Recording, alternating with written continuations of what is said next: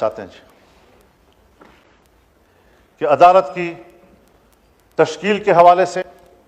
ہر چند کہ میں نے ایک آئینی عدالت کی بات کی تھی، لیکن جتنا بھی ہم نے محنت کی اور کوشش کی اور مختلف سٹیک ہولڈرز کے ساتھ بات کی، اس تصور پر اتفاق نہیں آ رہا تھا۔ کوئی کہہ سکتا ہے کہ وہ آئیڈیل ہے، اس طرح ہونا چاہیے، میں آج بھی اس نظریے کے ساتھ جنگ نہیں لڑ رہا ہوں۔ لیکن یہ جمہوریت ہے، انقلاب نہیں۔ انقلاب میں آپ یک لخت نظام کو تبدیل کرتے ہیں، لیکن جمہوریت میں آپ تدریجی اصلاحات کی طرف جاتے ہیں، تدریجی طور پر آپ اصلاحات لاتے ہیں۔ اس میں جن چیزوں کے ہم کافی عرصے سے اس قابل نہیں تھے کہ کر سکیں، آج ہم بڑی مشکل سے وہاں پہنچے ہیں کہ جو ہم نہیں کر سکتے تھے آج ہم کر پا رہے ہیں۔ اس حوالے سے میں یہ بھی عرض کرنا چاہوں گا کہ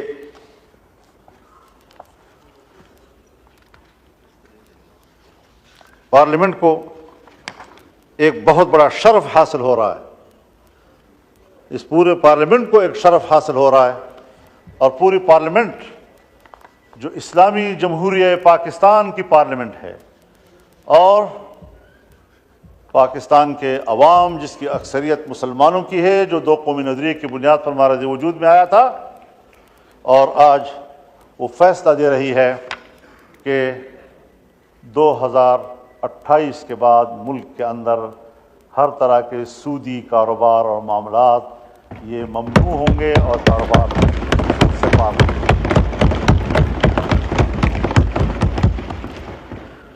یہ آج بہت بڑا فیصلہ ہم نے کیا ہے۔ ہمارے کورٹ نے فیصلہ کیا، 1997 میں فیصلہ کیا،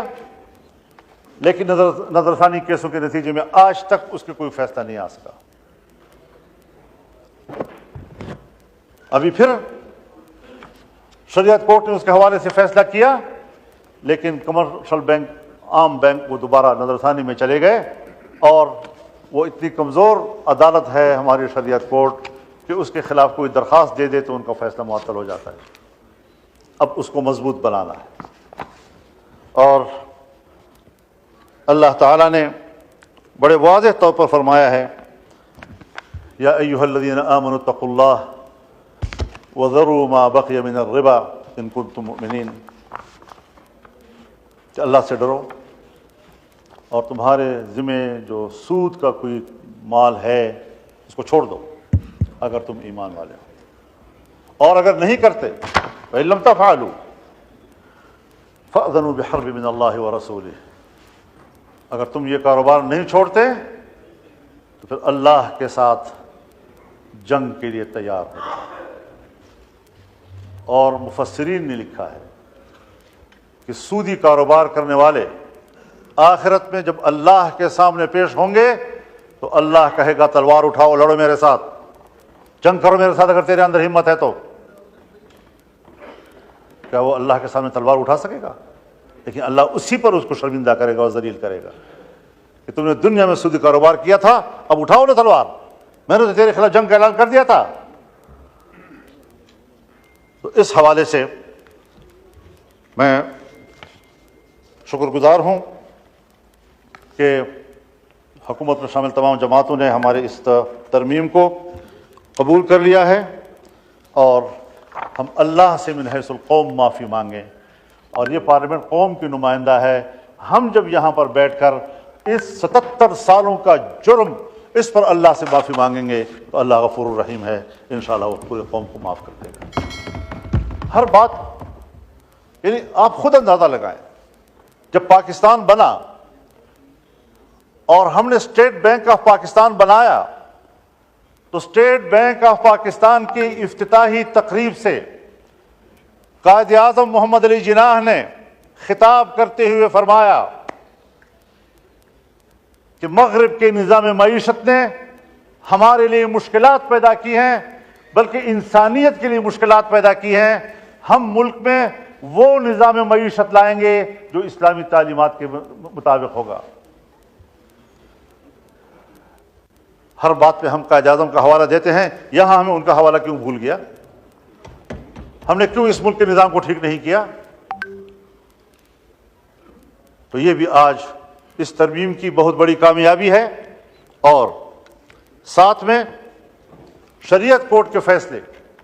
جو لامحدود وقت کے لیے معطل رہتے تھے، اب اسے 1 سال تک کے لیے اس کی حد مقرر کر دی ہے کہ اگر 1 سال کے اندر تک اس کا فیصلہ نہ ہوا تو پھر آگے جا کر سپریم کورٹ اس پر کوئی رائے دے سکے گا، لیکن وہ پابند ہوگا اس کا۔ اور شریعت کورٹ کے اندر کے ججز وہ اپنی کورٹ کا چیف جسٹس نہیں بن سکتا تھا، آج کے بعد وہ خود اپنے عدالت کا چیف جسٹس بن سکیں گے۔ اسی طریقے سے اگر شریعت کورٹ کے فیصلے کے خلاف اپیل کی گئی اور 1 سال میں کوئی فیصلہ نہ آیا اس اپیل کے حوالے سے، تو شریعت کورٹ کا فیصلہ خود بخود مؤثر ہو جائے گا۔ یہ بھی ایک بڑی مثبت پیش رفت ہے اس حوالے سے، اور میں شکر گزار ہوں کہ ہماری اس وقت جو حکومت میں بیٹھے ہوئے اراکین ہیں انہوں نے اس کو حمایت بخشی ہے۔ اس حوالے سے اسلامی نظریاتی کونسل کی سفارشات، ہم سن 1973 کے آئین کی بات کرتے ہیں، ہم سن 1973 کے آئین کی ترامیم کی بات کرتے ہیں۔ سن 1973 کے آئین کے بنتے ہی اسلامی نظریاتی کونسل قائم ہوئی۔ سوال پیدا ہوا کہ جب ہم نے آئین میں کہہ دیا ہے کہ اسلام پاکستان کا مملکتی مذہب ہوگا، جب ہم نے آئین میں کہہ دیا ہے کہ تمام قوانین قرآن و سنت کتابیں ہوں گے، جب ہم نے آئین میں کہہ دیا ہے کہ کوئی قانون قرآن و سنت کے خلاف نہیں ہوگا، شریعت کے مطابق قانون، اب یہاں پر تو مسلکی اختلافات ہیں، مذہبی اختلافات ہیں، کس فرقے کے قواعد و ضوابط اور ان کے فقہ کتابیں قانون بنے گا؟ تو یہ ایک کونسل بنائی گئی جس میں تمام مکاتب فکر کے علماء کی نمائندگی، ماہرین قانون و آئین، ریٹائرڈ ججز اس کے رکن بنے۔ لیکن آج 2024 تک سن 73 میں بنے ہوئے اسلامی نظریاتی کونسل کی سفارشات پر جو کہ مکمل ہو چکے ہیں، ایک قانون سازی بھی نہیں ہوئی، ایک قانون سازی بھی۔ کیا یہ ہم سب کے لیے باعث شرم بات نہیں ہے؟ تو اس حوالے سے آج حکومتوں کو ازروع آئین و دستور پابند کیا جا رہا ہے کہ 1 سال کے اندر آپ کو ایوان میں بھی پیش کرنا ہوگا، اور ایوان اس سفارشات پر قانون سازی کے لیے غور و فکر شروع کرے گا، بحث بھی کرے گا اس کے اوپر۔ اور ہاؤس میں کوئی نیا مسئلہ آ گیا، ایک ممبر اٹھتا ہے اور کہتا ہے کہ اس مسئلے کو شریعت کورٹ میں اسلامی نظریاتی کونسل میں بھیجا جائے۔ پہلے 40% ہاؤس کے اراکین ووٹ کرتے تھے، تب جا کر وہ اس قابل ہوتا تھا کہ اسلامی نظریاتی کونسل میں جا کر اس کو حوالے کر دیا جائے۔ اب اس کو آسان بنایا گیا، 25% پر لایا گیا ہے۔ تو یہ بھی ایک بڑی کامیابی ہے، ایک پیش رفت ہے کہ ہم کچھ اس ملک کی اسلامی شناخت کی طرف آگے بڑھ رہے ہیں۔ اور آج کی اس ترمیم میں ان باتوں کی شمولیت کے بعد میں سمجھتا ہوں کہ اس ایوان نے 77 سال سے ہم جس چیز کے منتظر تھے اس حوالے سے ایک مؤثر پیش رفت کی ہے، اور اس پر پورا ایوان مبارکباد کا مستحق ہے۔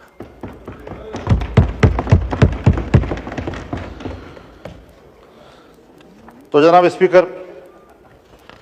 اس حوالے سے ہمیں آج عہد و پیمان کرنا ہوگا کہ ہم نے صرف وہی سفر آگے جاری رکھنا ہے کہ جس میں یہ ملک اور اس ملک کا آئین کا بنیادی ڈھانچہ جو اس سے پہلے بھی واضح ہو چکا ہے، اور اس کا بنیادی ڈھانچہ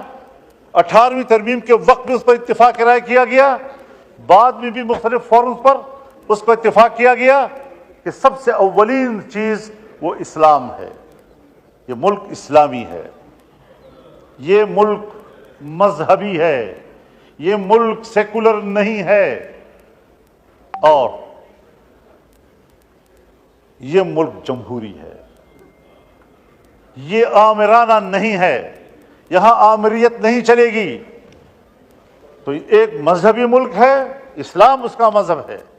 اور دوسرا یہ جمہوری ملک ہے، یہاں پر کوئی آمریت نہیں ہوگی، جمہوریت کا لفظ یہ آمریت کی نفی کرتا ہے۔ اور تیسری چیز ہمارا وفاقی نظام ہے کہ ایک وفاق کے نیچے 4 وحدتیں ہیں، مزید بھی ہو سکتی ہیں لیکن اس میں آئینی ترمیم کرنی ہوگی۔ تو یہ بھی ایک بنیادی چیز ہے کہ ہم ایک وفاقی نظام رکھتے ہیں اور ہم کسی ون نوٹ کو تسلیم نہیں کریں گے، اور صوبوں کے اختیارات ہوں گے۔ صوبوں کو 18ویں ترمیم کے ذریعے سے اختیارات دیے گئے ہیں، اور ظاہر ہے کہ 1973 میں آئین بنا، جو اختیارات اس وقت آئین میں صوبوں کو دیے گئے تھے اس میں کہا گیا تھا کہ مزید اختیارات میں اضافہ 11 سال تک کیا جائے گا۔ 11 سال بھی گزر گئے، اور پھر بھی 11 سال گزر گئے، اور پھر بھی 11 سال گزر گئے، اور کہیں جا کر 2018 میں ہمیں یہ موقع ملا۔ اور پھر یہ اسلام کے حوالے سے پیش رفت، سن 73 میں آئین بنا، ایک قانون سازی نہیں ہوئی، کم از کم آج ہمیں اس حوالے سے بھی یہ تدریجی عمل ہے، ایک جمہوری انداز ہے۔ ہم تاخیر کر رہے ہیں تو یقیناً گناہ کے مرتکب ہو رہے ہیں، لیکن اگر ہم نے تیزی کی اور ہم نے جمہوریت کو مستحکم کیا تو ہمیشہ کے لیے ڈکٹیٹر یا امیرانہ سوچ رکھنے والی قوتیں مایوس ہو جائیں گی۔ ہم نے ہمیشہ ان کو دعوت دی ہے، ہم اس کے گناہ گار ہیں، ہم نے غلط فیصلے کیے ہیں ہمیشہ اس حوالے سے۔ تو آج ہم ایک اچھی پیش رفت کی طرف بڑھ رہے ہیں۔ ہم نے جو بھی کوشش کی اور محنت کی ہے اسی حوالے سے کی ہے کہ پارلیمنٹ عوام کی نمائندہ ہے، عوام کے پاس خود اعتمادی ہونی چاہیے، عوام کو ہم نے خود اعتمادی دینی ہے کہ فیصلے آپ نے کرنے ہیں، آپ کے نمائندوں نے کرنے ہیں، کسی نے باہر سے آ کر ہم پر فیصلے مسلط نہیں کرنے۔ اور الحمدللہ اس بار ہم اس میں کامیاب ہوئے ہیں۔ میرے خیال میں ہم نے اس پر ووٹ کرنا ہے۔